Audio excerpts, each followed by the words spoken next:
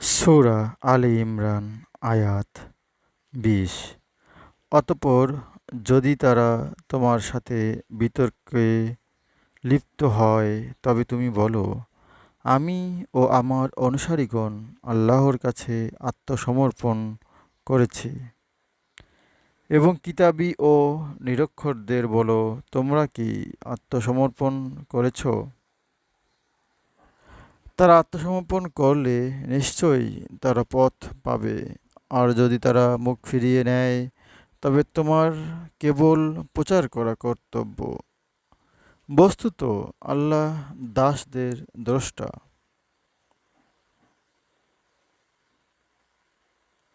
২১। যারা আল্লাহর নিদর্শনসমূহ অবিশ্বাস করে, নবীগণকে অযথা বধ করে এবং যে সকল লোক ন্যায়সঙ্গত আদেশ দেয় তাদেরও বধ করে, তুমি তাদের যন্ত্রণাদায়ক শাস্তির সংবাদ দাও। ২২। এইসব লোকের ইহকাল ও পরকালের কার্যাবলী নিষ্ফল হবে এবং তাদের কোনো সাহায্যকারী নেই। ২৩। তুমি কি দেখোনি যাদের কিতাবের কিছু অংশ দেয়া হয়েছিল, তাদের আল্লাহর কিতাবের দিকে ডাকা হয়েছিল যাতে উহা তাদের মধ্যে মীমাংসা করে দেয়। অতঃপর তাদের একদল ফিরে দাঁড়ায় আর তারাই অস্বীকারী। ২৪।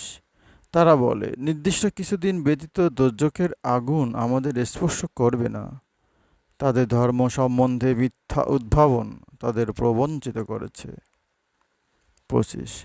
কিন্তু সন্দেহহীন সেই দিনে তাদের কি অবস্থা হবে, যেদিন তাদের একত্র করব, প্রত্যেককে তার কার্যের প্রতিদান দেয়া হবে এবং তাদের প্রতি জুলুম করা হবে না।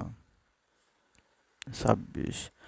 বলো, হে সার্বভৌম শক্তির মালিক আল্লাহ, তুমি যাকে ইচ্ছা রাজ্য দান করো এবং যার থেকে ইচ্ছা রাজ্য কেড়ে নাও, এবং যাকে ইচ্ছা সম্মানিত করো আর যাকে ইচ্ছা অপমানিত করো। যাবতীয় কল্যাণ তোমার হাতেই। নিশ্চয়ই তুমি সর্ববিষয়ে সর্বশক্তিমান। ২৭। তুমি রাতকে দিনে, দিনকে রাতে পরিবর্তন করো এবং ভূমি এবং তুমি মৃত হতে জীবন্তের আবির্ভাব ঘটাও,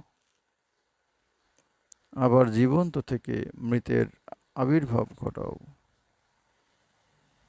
তুমি যাকে ইচ্ছা অপরিমিত রিজিক দান করো। ২৮। মুমিনরা যেন মুমিন ছাড়া কাফেরদের বন্ধুরূপে গ্রহণ না করে। যে কেউ এরূপ করবে তার সাথে আল্লাহর কোনো সম্পর্ক থাকবে না। তবে ব্যতিক্রম, যদি তাদের কাছ থেকে কোনো ভয় আশঙ্কা করলে তাদের সম্বন্ধে সাবধান থাকবে। আল্লাহ তার নিজের সম্বন্ধে সাবধান করেছেন, আল্লাহর দিকেই প্রত্যাবর্তন করবে। হে আল্লাহ, আমাদের সকলকে কোরআন বুঝে পড়ার তৌফিক দান করো। আমিন।